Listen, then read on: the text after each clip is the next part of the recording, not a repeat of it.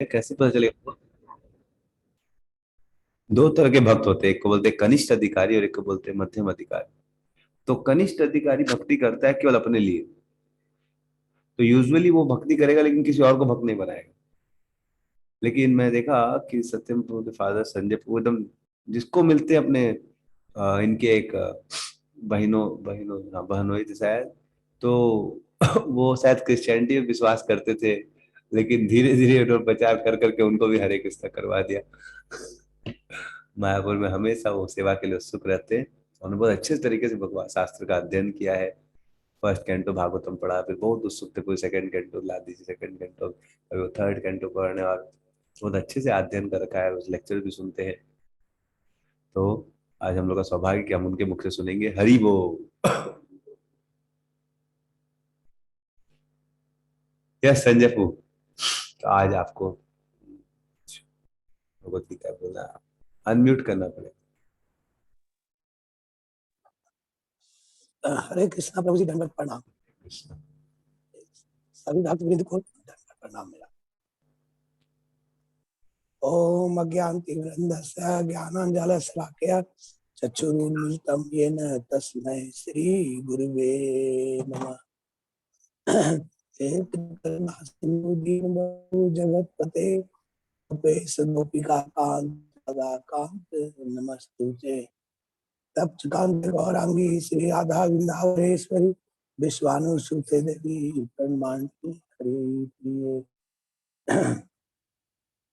जय श्री कृष्ण चैतन्य प्रभु नित्यानंद श्री अद्वैत गदाधर श्री गौर भक्त वृंद। हरे कृष्णा कृष्णा कृष्णा हरे हरे, हरे राम राम राम हरे हरे। तो आज हम भागवत गीता के अध्याय 1 के श्लोक 30 के बारे में देखें। तो इसमें है न च शक्नोमि व्यस्थातुं भ्रमतीव च मे मनः निमित्तानि च पश्यामि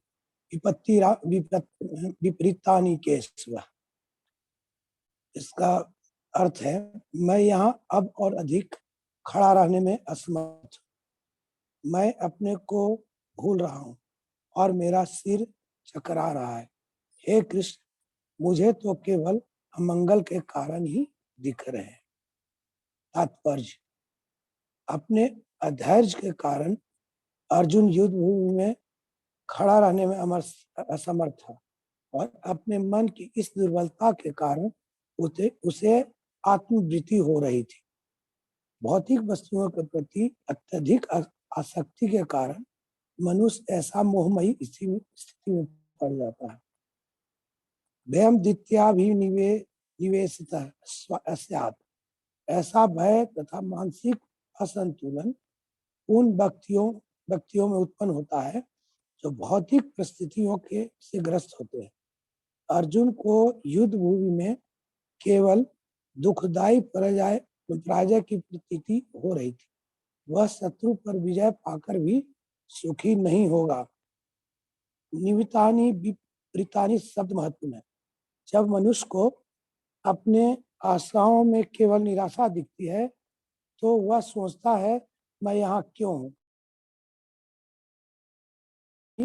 अपने में तथा अपने स्वार्थ में रुचि रखता है, किसी भी परमात्मा में रुचि नहीं रखता। कृष्ण की इच्छा से अर्जुन अपने स्वार्थ के प्रति अज्ञान दिख रहा है। मनुष्य का वास्तविक स्वार्थ तो विष्णु या कृष्ण में निहित है। बद्ध जीव इसे भूल जाता है, इसलिए उसे भौतिक कष्ट उठाने पड़ते हैं। अर्जुन ने सोचा कि उसकी विजय केवल उसके शोक का कारण बन सकती है। यहाँ पर इस श्लोक में एक्चुअली कई एक अर्थ निकलते हैं।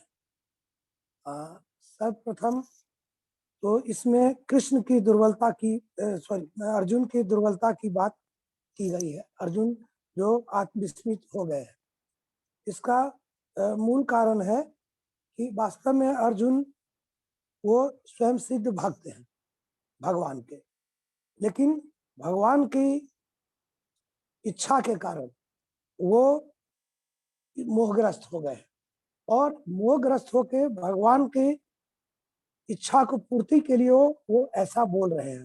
वास्तव में भगवान गीता का ज्ञान देना चाहते हैं, उसके लिए अर्जुन का उन्होंने उपयोग किया है और इस तरह से अर्जुन वो भ्रमित हो जाते हैं। जैसे में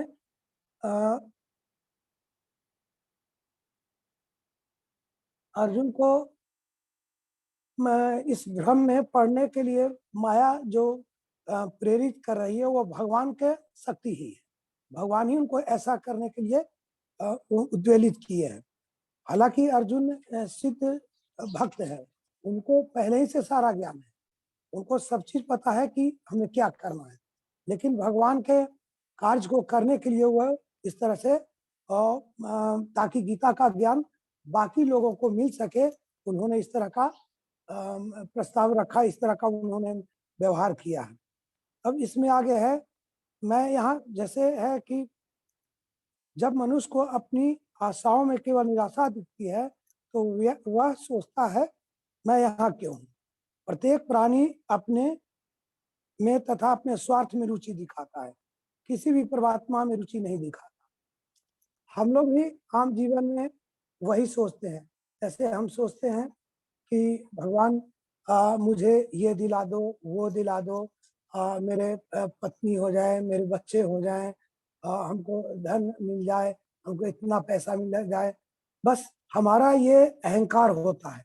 हम ऐसा करके भगवान को ये कहते हैं सिर्फ हमको ये सारी चीजें मिल जाए, बाकी सब हम देख लेंगे। हमको इतना धन दौलत दे दो, इतना पैसा दे दो, ऐसा दे दो, बाकी हम देख लेंगे, आप खाली सिर्फ तथास्तु कर दो। माने ये एक तरह से हमारा अहंकार है। तो बिना भगवान के सरेंडर किए हुए ये अहंकार समाप्त नहीं होता है।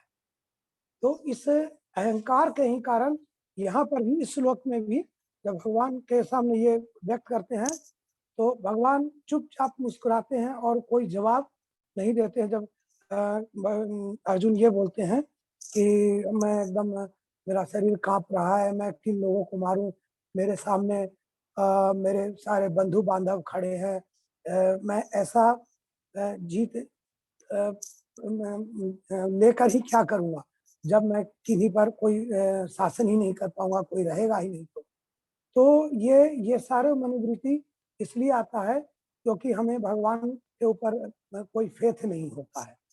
ये हम टोटल अहंकार में डूबे होते हैं कि भगवान बस हमको ये कर दे, ये कर दे, बाकी सारा चीज हम समझ लेंगे। ये ठीक उसी तरह से है। एक कहानी आती है कि एक जंगी जहाज जो कि समुद्र में रात में अपने मिशन में आगे जाते रहता है। उस यात्रा के क्रम में काफी दूर जाने के बाद उसे एक छोटी सी लाइट दूर से दृष्टिगोचर होती है।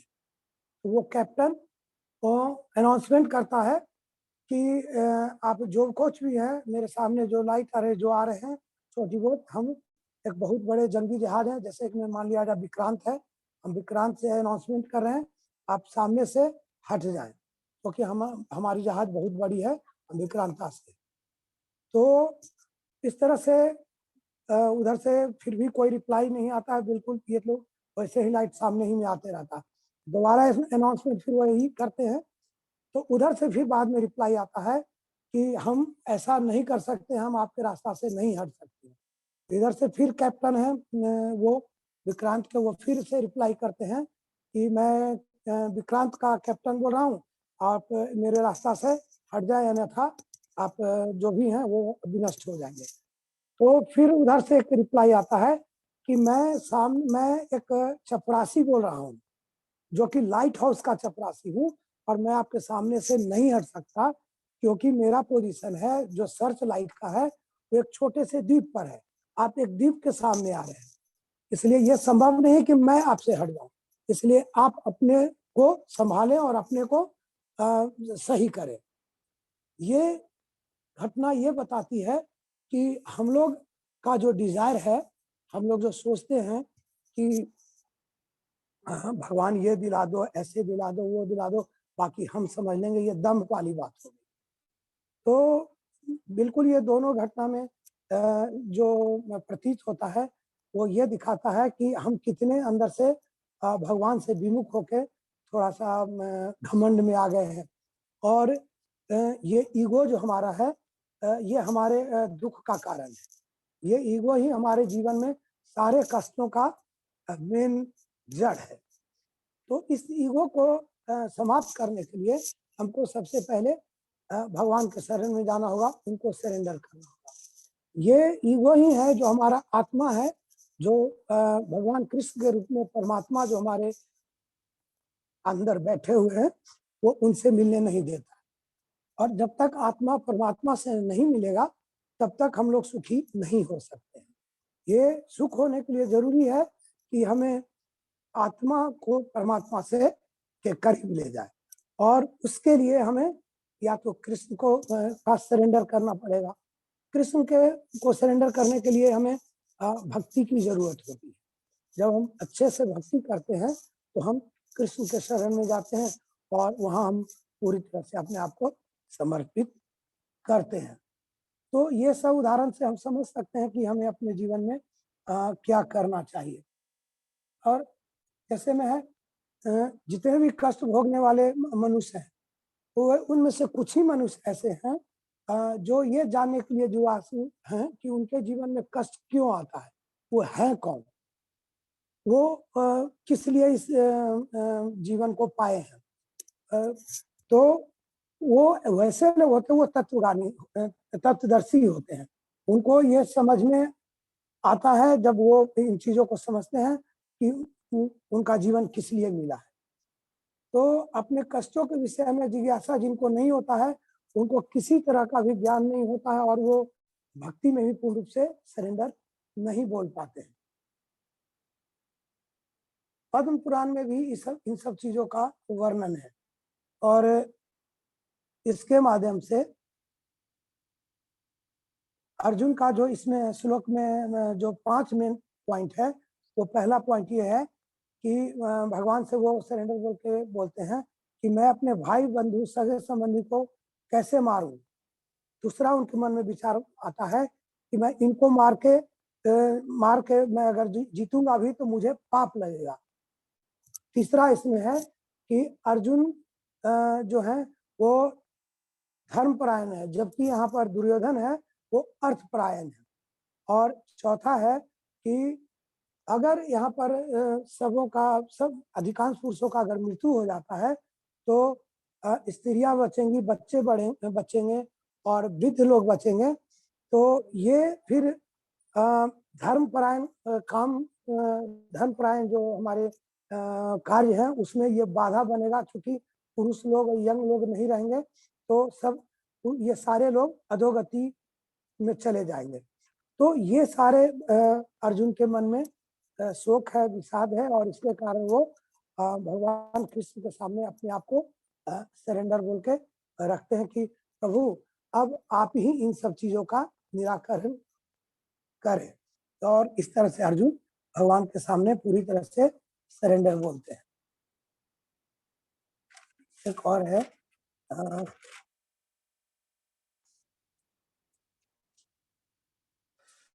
यहाँ पर भगवान कृष्ण का मत है कि उनका ये इच्छा है कि अर्जुन अधर्म के प्रति लड़ाई करे, जबकि अर्जुन भगवान की इच्छा को डिनाई करके वो अपना इच्छा को सर्वोपरि मान रहा है। ठीक ठीक वैसे ही जैसे हम लोग अपने जीवन में चाहते हैं कि हम अपनी इच्छाओं को पूरा करते हैं, सारा चीज भगवान से मांगते हैं कि जो हमको चाहिए वो भगवान आप दे दीजिए। हम ये कभी नहीं सोचते हैं कि भगवान क्या चाहते हैं, और या भगवान के निमित्त भगवान का जो मार्गदर्शन है, भगवान का जो धर्मपरायण धर्म के प्रति जो उनका निर्देश है, हम उसके अनुसार चलें। भगवान ने जो प्रकृति का रूल्स बनाए हैं उसका हम फॉलो करें। बिल्कुल हम उन सब चीजों को दरकिनार करते हैं, भगवान की किसी भी इच्छा का हम सम्मान नहीं करते हैं।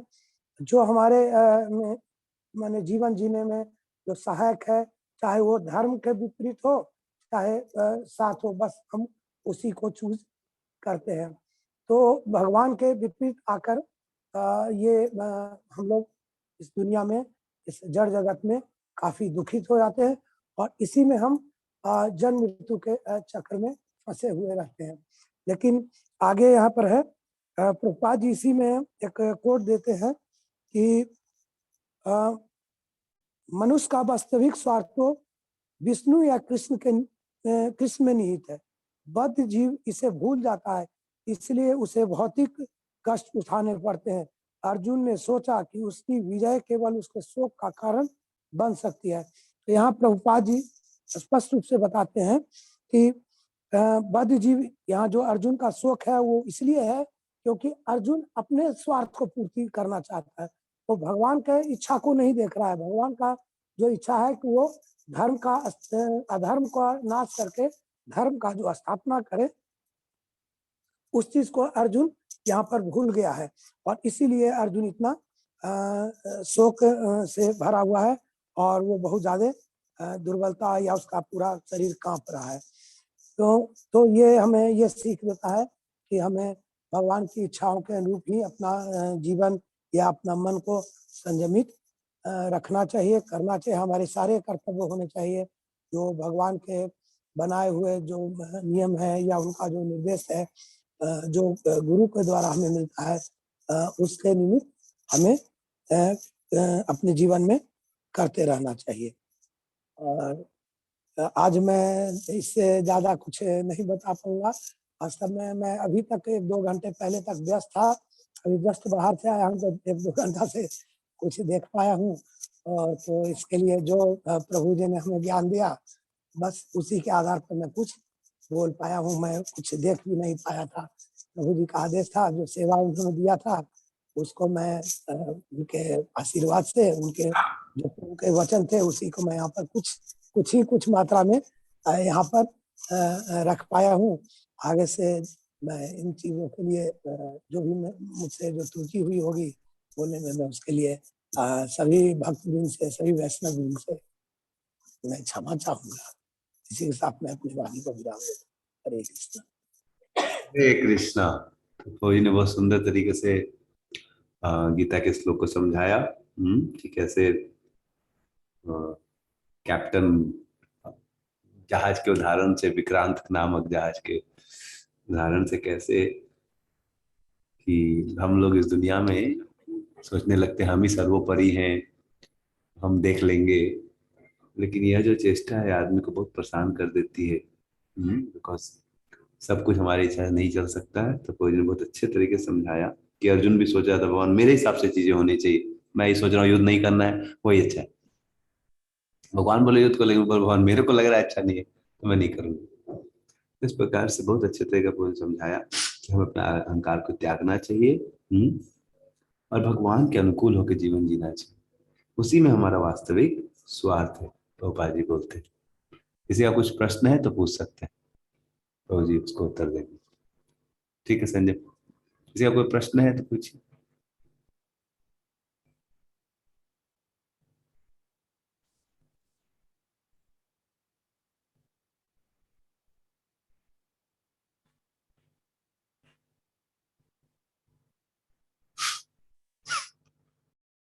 रमेश को कुछ प्रश्न?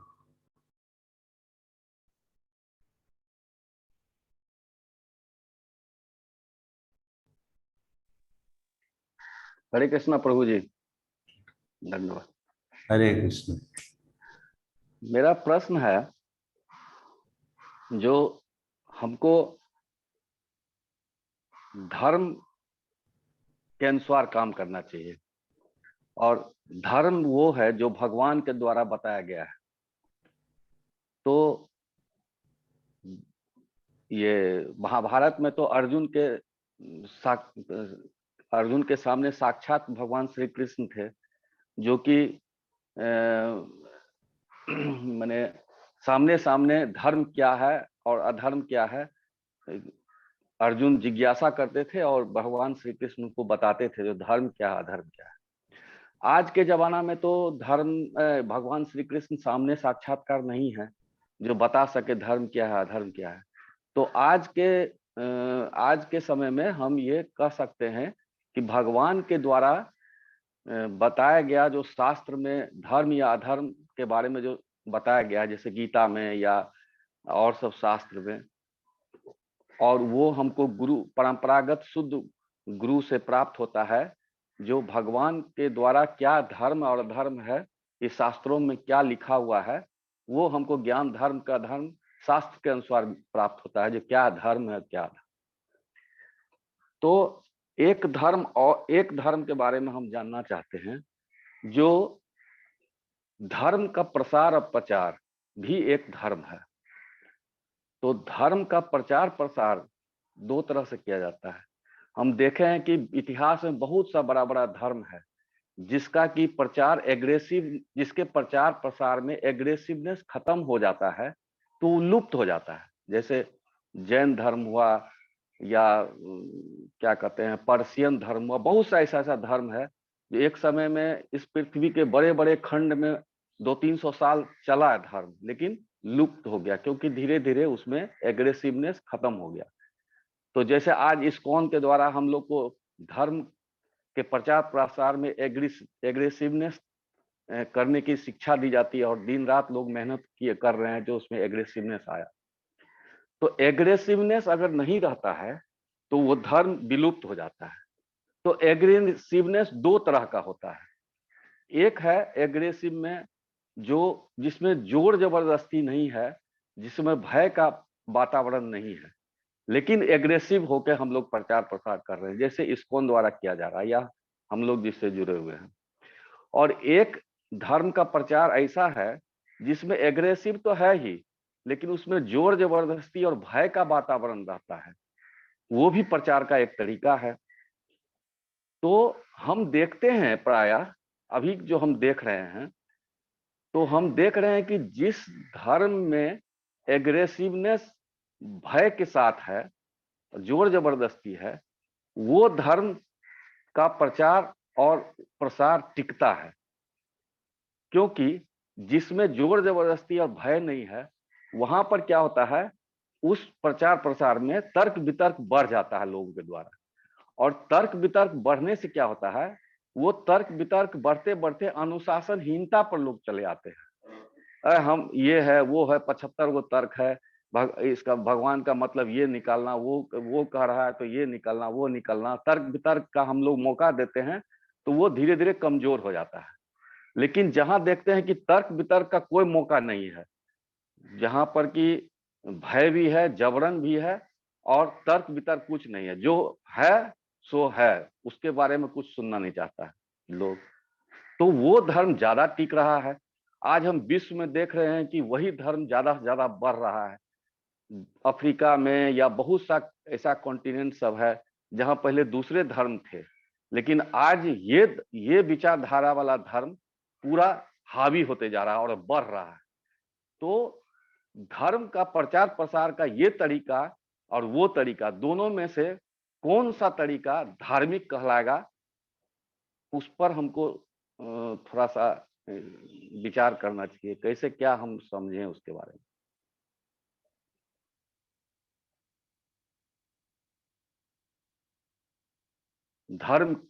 हमारे धर्म के प्रचार प्रसार में कौन सा तरीका धार्मिक है, एक्चुअल धार्मिक है।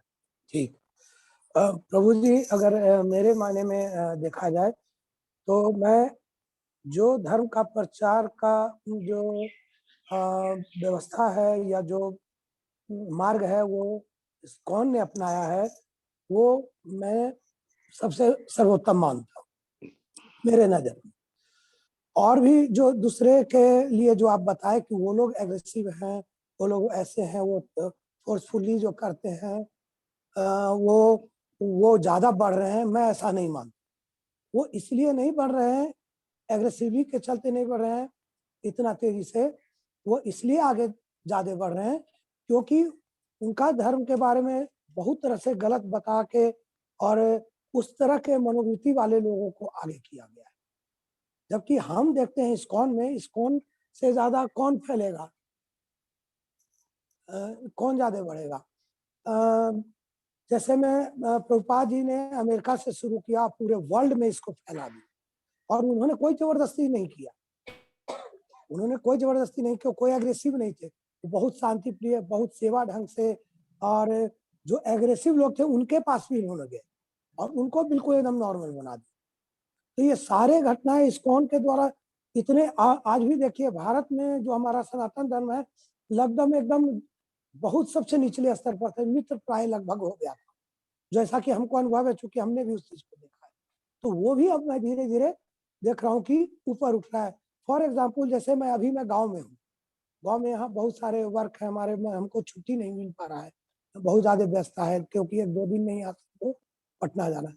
तो मैं यहाँ मेरे 2 स्टूडेंट से बात हमको हुई है। कल रात में मैं 10 बजे एक स्टूडेंट से बात करके आया है जो जेएनयू में है, अभी जस्ट उसका एडमिशन हुआ है 2-3-4 महीना पहले, तो अभी ऑनलाइन उसका चल रहा है। तो हम ऐसे ही जा रहे थे वहाँ पर, गली से जा रहे थे, तो उसको देखे स्टडी करते हुए, लैपटॉप पर वो स्टडी कर रहा था, जेएनयू क्लास का उसका कुछ था, वर्क मिला वही कर रहा था। तो उसने हमको देखा और बगल में ही कोई एक उसके फादर थे, वो हमको बुला लिए तो ऐसे ही थोड़ा बहुत 2-3 मिनट चर्चा हुआ।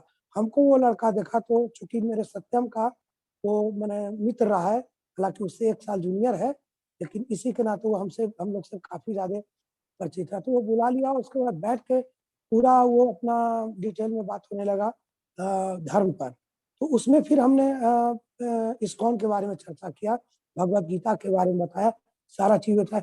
वो बहुत ज्यादा प्रभावित हुआ और वो आज का टाइम दिया है कि हम शाम में 4-5 बजे यहाँ पर आपके घर पर आएंगे और हमको जानकारी दीजिएगा, और एक भगवत गीता का भी उसने डिमांड किया।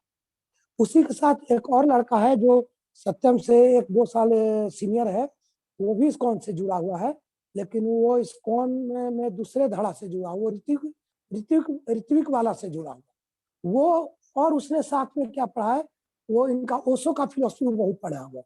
तो होली के ही दिन वो मेरे घर पर आया, और जो 7 बजे आया शाम में, और वो सीधे 12 बजे रात में गया। पूरा डिस्कशन हम लोग को इसी पर होते रहा। वो बार बार कह रहा था ये सब माइंड का गेम है, माइंड का प्लानिंग है, ये होता है वैसे होता है और कुछ नहीं है। तो उसको हम उदाहरण देकर समझाए, जैसे जिस दिन वो आया है उससे पहले एक दिन मैं उसके घर पर गया था, उसके फादर है जो LIC के एजेंट, तो मुझे उनसे कुछ काम था, मेरा ही कुछ LIC का था, वो उसके बारे में मिलने गया था। वो थे नहीं, वो दूसरे जगह चले गए। तो उसके बाद वही उनका लड़का मिल गया, उससे हमको बातचीत होने लगा और पूरी तरह से इस्कॉन पर आ गया, पूरा धर्म पर हम लोग का चर्चा होने लगा। तो वो कोई माइंड गेम नहीं था, वो मैं एंटेंडम भगवान का एक लीला था कि हमको उससे, मैं जबकि दोनों ही, वो भी भक्ति में 4-5 साल से, भक्ति नहीं करता उतना, उसके फादर उसको रोकते हैं, या और भी कुछ उसके दिमाग में है, जो कि ओशो वाला पढ़ लिया है। तो वो हम उससे जो मिल गए एक बैग, ऐसा नहीं कि माइंड प्लानिंग था, या फिर वो होली के दिन आया, वो ना हम सोचे थे उसके बाद, जो एक दिन पहले मिले थे, जो डिस्कशन हुआ था उसके बाद, कि हम उससे बात किए थे ना कुछ, वो हम दोनों को कोई मिलने का प्लान नहीं। लेकिन वो अटेंडम हमारे गली से, मैंने हमारे दालान पर आया, दिया हम बदलने आए थे, मेरा गला में प्रॉब्लम है। तो बदल के जैसे ही बाहर गए तो वो आके खड़ा था, तो बोला कि थोड़ा सा पानी पिए। हम किया, उसको अंदर घर में ले आए और यहाँ पर कुछ नाश्ता के लिए दिए, और उसके बाद फिर वो शुरू हो गया, और शुरू हो गया तो पूरा डिस्कशन चलने लगा। तो उस वो बार बार बोल रहा था माइंड गेमिंग और ये धर्म के प्रचार पर, इसके पर। हम कि ये बताओ, फाइनली हम ये बताए कि ये बताओ कि तुम यहाँ कैसे आया, क्या कोई प्लानिंग कर गया? तो नहीं। हम कितने साल से मैंने इस्कॉन को जानते, तो 4 साल, क्योंकि हम भी 4-5 साल से जानते। तो बताओ कि ये कौन अरेंज किया कि हम दोनों यहाँ मिले एक बैग, इतने सालों में तो कभी नहीं हुआ। ये तो भगवान का अरेंजमेंट सारा चीज हो गया। तो इस तरह से यहाँ पर हम लोग ने, अब हम इन चीजों से देखते हैं कि कैसे प्रचार बढ़ रहा है आगे, और ये सारा क्यों हो रहा है, तो भगवान की कृपा से, हमारे गुरु जी की कृपा से हो रहा है। उन्होंने आशीर्वाद दिया, जो बताया, उस ज्ञान को जो उन्होंने बताया वही चीज हम आगे बढ़ा। हम अपने मन से तो कुछ ऐड करते नहीं है, जो उन्होंने हमको बताया है, जो समझाया है, बस उसी को जो कुछ याद है वो थोड़ा थोड़ा उन लोग को बताते हैं। और काफी लोग, मैंने 2-3-4 लोग तो थोड़ा इससे इंस्पायर हुए हैं। तो हम इस पक्ष में नहीं है कि बहुत ज्यादा एकदम मार धाड़ के साथ एग्रेसिवली ही एकदम किया जाए कि तुम मानो नहीं तो तुमको मारेंगे। अगर मैं ऐसा करूंगा तो मेरे साथ एक आदमी भी नहीं, हमारे हमारे धर्म में। तो मारपीट और दबाव से कहीं भी किसी धर्म में आगे, हाँ प्रलोभन गलती दीजिएगा, गलत ढंग से बताइएगा, गलत चीजों के लिए प्रमोट करेगा, तो आपके साथ ज्यादा लोग जुड़ जाए। अगर हम ही लोग कहें कि प्याज लहसुन खा सकते हैं, हमने अपने ही गांव में देखा, सब लोग कंठी माला लिए हैं, तो सब लगभग प्याज लहसुन खाते हैं। एक हम है, हालांकि हम तो अभी नहीं लिए हैं, लेकिन फिर भी प्रैक्टिस तो कर रहे हैं कि प्याज लहसुन नहीं खा और नहीं खा रहे हैं। तो अगर उन सब चीजों को अगर प्रोवाइड कर दें, अगर दे दें, तो बहुत सारे जो हम लोग बहुत ज्यादा जुड़ जाएंगे इसमें। तो मैं नहीं समझता हूँ प्रभु जी कि एग्रेसिवली बहुत ज्यादा किया जाए, दबाव में किया जाए और गलत ढंग से प्रमोट किया जाए, वो जरूरी नहीं। वो एकदम बिल्कुल ही वो गलत है।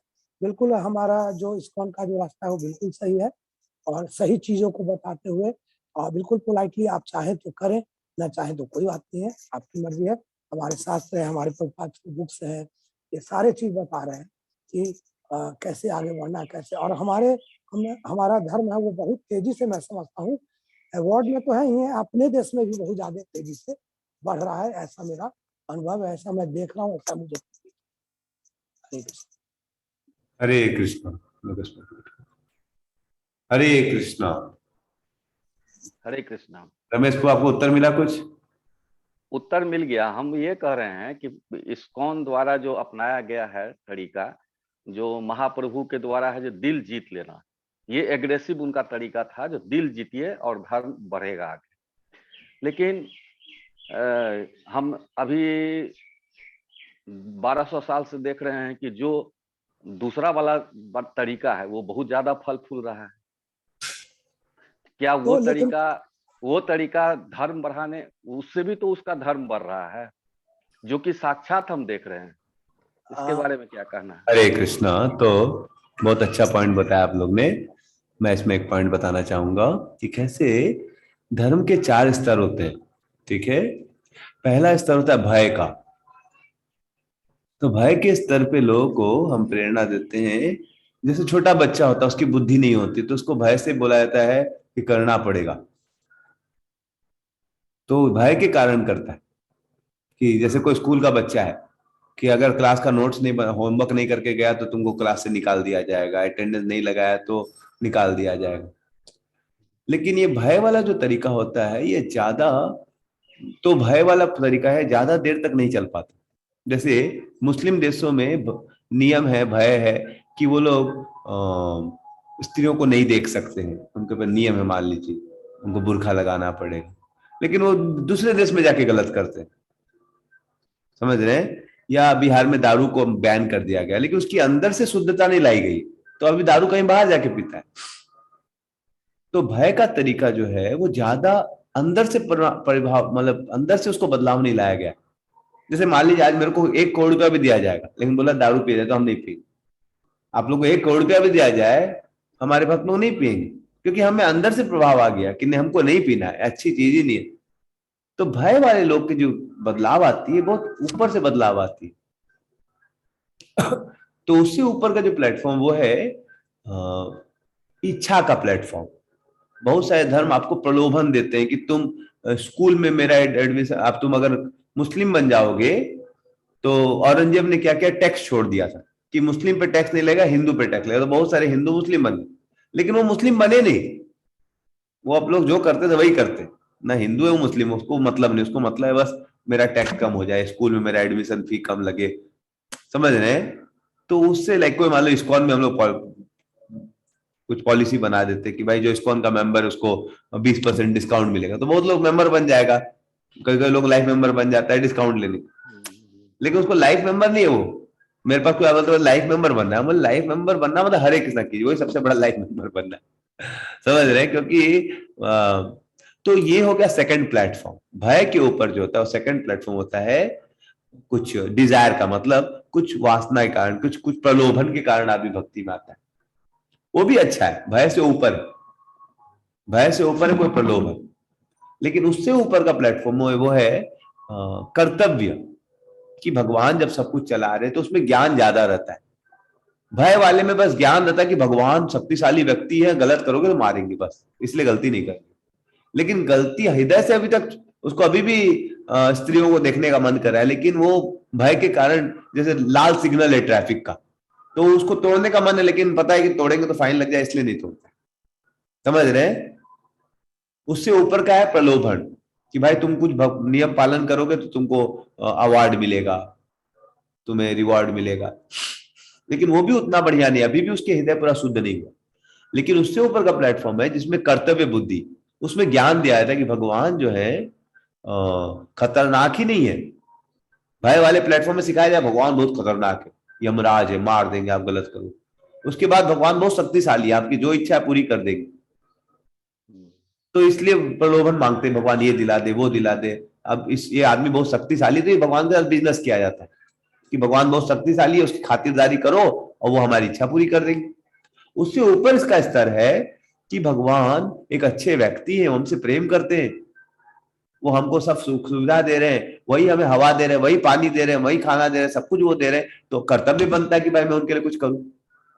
इसको कर्तव्य बुद्धि बोलते हैं कि भगवान जब सब कुछ दे रहे हैं, भाई कंपनी आपको फैसिलिटी दे रही है, कार दे रही है, सब कुछ दे रही है, तो कंपनी का सेवा करना चाहिए, स्वाभाविक सी बात है। तो यह कर्तव्य बुद्धि होती है। जैसे एक छोटा बच्चा था तो उसके माँ बाप के प्रति कर्तव्य बुद्धि थी, तो माँ ने बोला 2 माला जप करो, तो करने लगा। कि बोला पूछ मेरी इच्छा तो नहीं थी लेकिन माँ ने बोला तो मैं करने। तो इसमें ही भगवान का पूरा ज्ञान नहीं है, इसमें भगवान के केवल सर्वशक्तिमता का ज्ञान है, भगवान के ऐश्वर्य का ज्ञान है।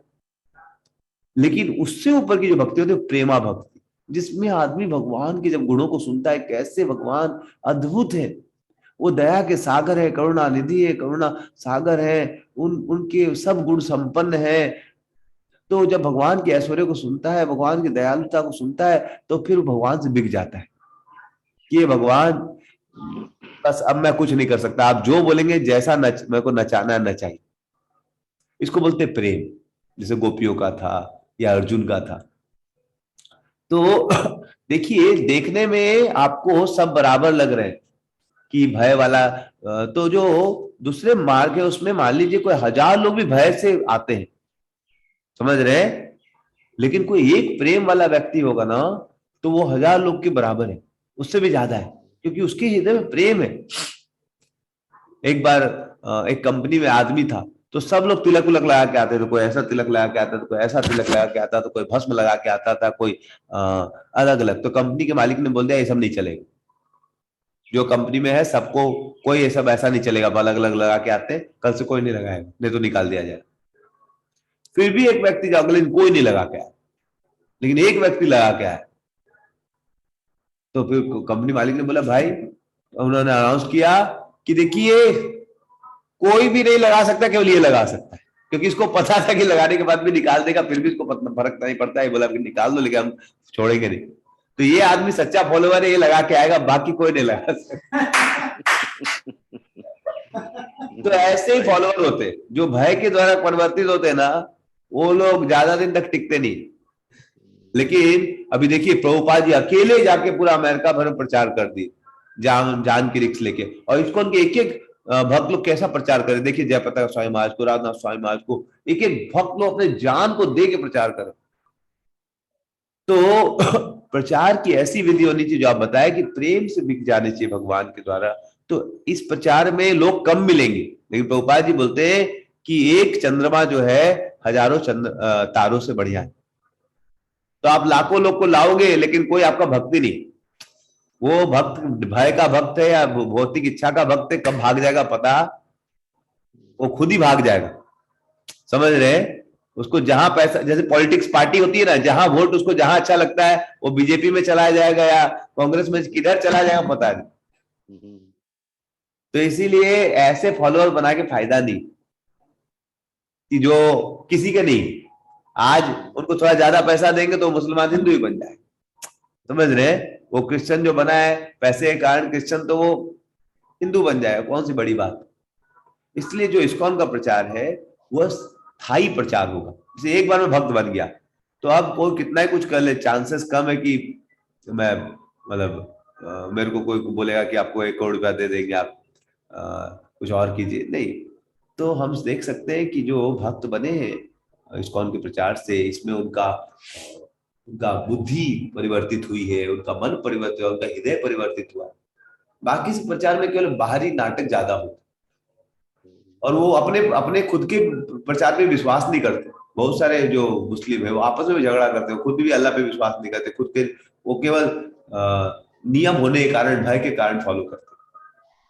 और ज्यादा से ज्यादा लोग अहंकार के कारण झगड़ा करते हैं कि हम मुस्लिम तो सबको मुस्लिम होना पड़े, लेकिन वो खुद भी मुस्लिम नहीं जानते, उसको बोलते तुम नमाज करता, सही से नमाज भी नहीं करता। और ऐसे हिंदू लोग भी बहुत सारे जो ज्यादा करके झगड़ा करेंगे राम मंदिर के लिए, राम जी का पूजा नहीं करेंगे। राम जी का कितना नाम लेता है, वो नहीं लेते, सिर्फ जय श्री राम बीच बीच में बोलते हैं। तो ऐसा लोगों का क्या फायदा? राम जी का भक्त हो तो दिन रात राम लो, राम जी का नाम लो, राम जी की इच्छा पूरी करो। तो इस प्रकार से ऐसे भक्त तो मेरा जो मानना है कि ऐसा प्रचार जो है भय और बल वाला फलीभूत होते हुए दिख रहा है, लेकिन वो ज्यादा फलीभूत नहीं हो रहा, वो कभी भी वो खत्म हो जाए। लेकिन जो इस्कॉन का प्रचार है, चैतन्य महाप्रभु की भविष्यवाणी है कि 10,000 साल तक स्वर्ण युग चलेगा, और ऐसा समय आ जाएगा जब सब लोग भक्त हो जाएंगे, और हाईकोर्ट का जज भी तिलक लगा के जाएगा और 16 माला करके जाएगा, और पार्लियामेंट के सब मेंबर्स 16 माला करने वाले रहेंगे। तो ऐसा एक दिन आने वाला है। हरे कृष्णा। इसलिए आप लोग सब प्रचार करते रहिए, चैतन्य महाप्रभु का आदेश है। और इसीलिए मैं देख रहा हूँ सब बड़े बड़े सेनापति लोग दिखाई दे रहे हैं मुझे, उनके आंदोलन के। आप लोग सब फ्यूचर में जाके उनके प्रभुपाद जी के सेना के बड़े बड़े जनरल्स बनेंगे। हरे कृष्णा। आपका उत्तर मिला रमेश को? हाँ सर, ठीक है। संतुष्ट हो गया मैं। हाँ हाँ। हम संतुष्ट हो गया मैं। लेकिन आप हमको देख, संतुष्ट नहीं कर रहे। समाज में निगेटिव टाइप का क्वेश्चन ज्यादा आता है, तो उसको सॉल्व करना बहुत जरूरी है। पॉजिटिव टाइप का क्वेश्चन को तो आप टैकल कर दोगे, उसमें बहुत बहादुरी नहीं है। लेकिन निगेटिव टाइप का क्वेश्चन आएगा, जैसे हम यहाँ पर मंदिर में जाके कहते हैं कि थोड़ा भगवत गीता के बारे में चर्चा, नहीं भाई हम तो महादेव के भक्त हैं, और क्या कहते हैं, हम तो गीता को बांध के ऊपर में रख दिए हैं, और हम इसी में ठीक है। पता चला क्या, जिस समय वो नौकरी करते थे, भयंकर घूस कमाने वाले थे, और दारू पी के नाला में गिर जाते थे, लेकिन महादेव का पूजा करते थे, क्योंकि वो पदार्थ वो महामाया के बस में, योग माया के बस में नहीं। तो महामाया के बस वाले सब जो है ना, इस तरह का रिवर्स क्वेश्चन, जो रिवर्स गियर वाला क्वेश्चन ज्यादा पूछता है, तो उसको टैकल करने का ये तरीका तो अनुभवी जैसे आप लोग हैं, उससे हम लोग जब तक नहीं सीख पाएंगे, तो वहां तो हम लोग की बोलती बंद हो जाती है। इसीलिए उस तरह का क्वेश्चन हम करना चाहते हैं, जो थोड़ा सा निगेटिव टाइप का लगता है, लेकिन उन लोग को समझाने में वही चीज सटीक है। तो प्रभुपाद जी बहुत सतर्क बोलते थे। प्रभुपाद जी कोई अमेरिका गए तो पूछा कि क्या आप हिंदू बनाने आए हम लोग को, क्रिश्चियन लोग को? प्रभुपाद बोलते मैं न क्रिश्चियन को हिंदू बनाने आया हूं, न हिंदू को क्रिश्चियन बनाने आया हूं। मैं आप लोग सबको भगवान से प्रेम करने सिखाया। मैं आप लोग सबको भगवान से प्रेम करने सिखाने, मैं आप लोग क्रिश्चियन से, क्राइस्ट से प्रेम करना, मैं उसको और बढ़ाना चाहता हूँ। तो प्रभुपाद जी का विजन बहुत क्लियर था कि हम लोग यहाँ पर सिखाने चाहते हैं कि आप कृष्ण से प्रेम कीजिए, आप जिस रूप में भगवान को मानना चाहे उससे प्रेम कीजिए। हरे कृष्णा। ठीक है, हरे कृष्ण। कल हम लोग आगे चर्चा करेंगे। श्री प्रभुपाद की जय।